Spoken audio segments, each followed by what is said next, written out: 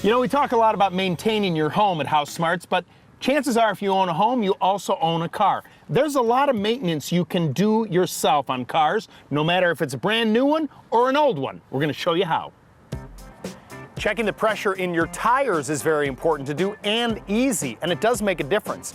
You know that if your tires are underinflated or overinflated, they won't last as long. And if they're underinflated, your car has to work harder to roll down the road, which means it costs you more money at the gas pump. Now, modern cars have tire pressure monitoring systems. There's actually a sensor in the stem here that sends a signal back to the computer, and it constantly monitors the pressure in all four tires, even the spare. Now, if you have an older car, all you need is a tire pressure gauge like this. You pick it up at the hardware store or the auto parts store. They don't cost very much. You take the cap off of the stem, you take the gauge, and you quickly push right at it, and it'll tell you what the pressure is right there. Now, if you want to know what the proper level should be, you open up the door and there's a sticker that tells you what the pressure should be. It's also stamped on the outside of the tire. Now, one other thing you can check for yourself is the tread depth to see if you need new tires. This is a penny. You take President Lincoln and you hold him head down and you put it down into the tread. When you do so, if you cannot see the top of his hair, your tires are good. But if you do see the top of his hair, you need new tires. I had a chance to speak with Alex Maciel, a GM certified technician, to discuss some car care that you can do yourself. Alex, people look at this engine and you see a lot of the cowling and the covers, but there's still stuff you can do yourself. Absolutely, Lou. There's still a lot of stuff you can check yourself in between services that will maintain the life of your vehicle and your investment for a longer period of time. Let's talk about checking the oil. How do people do that? Yes, it's a very simple process. Every vehicle has an oil dipstick too, usually black in color or yellow in color. You want to make sure you do it when your vehicle's off but warm. Pull the dipstick out, you wipe it down, you slide it back in, make sure you sit it all the way fully, and when you come back out the second time, you look at the oil level of the vehicle. And you always want to make sure it's in between the hash marks, which indicates the correct oil level of the vehicle. Now that oil's nice and clear. When it gets dirty, you'll see that it gets much darker, right? Correct. Now you don't fill the oil there. Absolutely not. People do try. They try sometimes, and we do have a oil fill access port where you would fill up your oil and then you top it off if necessary. Let's talk about checking the windshield washer fluid. That's an important one, right? Yes, you want to make sure you have a safe driving experience, so you want to make sure you always top it off, even between services.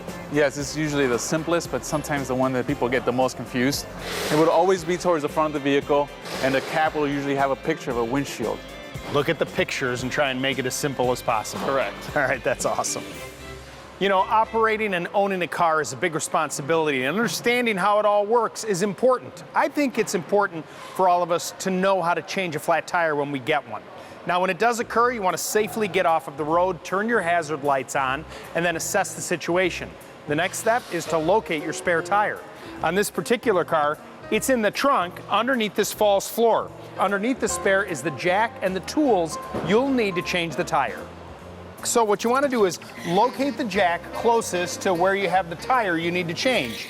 Now, in your owner's manual, if you have it, it will tell you exactly where to place this jack. On this particular one, there's a notch underneath the car that you want to line up with the jack.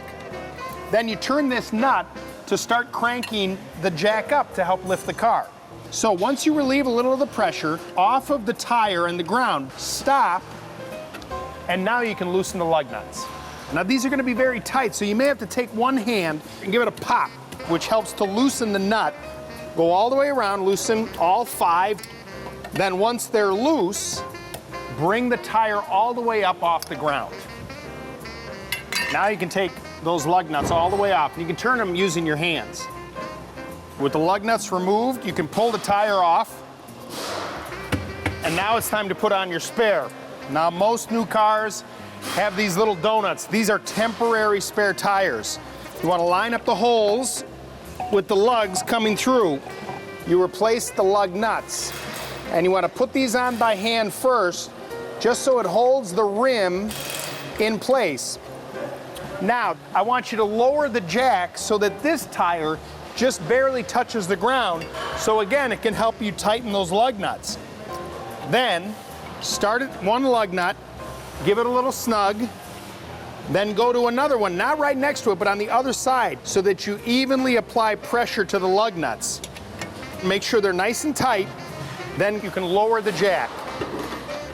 Pull the jack out, get the tire back in the trunk, and you're on your way. Just remember that all cars are different. You should consult your owner's manual to find out how yours should be properly maintained and what you can do yourself. And if you're unsure, then you should consult your dealership or a mechanic that you trust. I'm going for a drive.